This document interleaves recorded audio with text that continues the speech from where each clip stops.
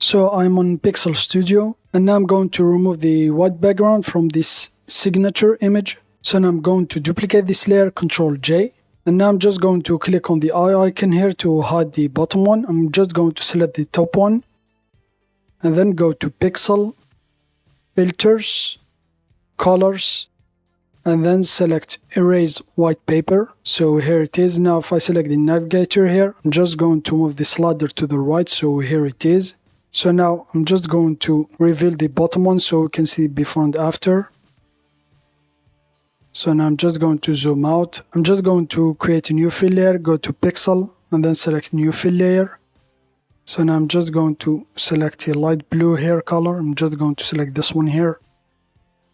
I'm just going to move it to the bottom here, so here it is. I'm just going to move the original layer, this one here. So now let's see the before and after.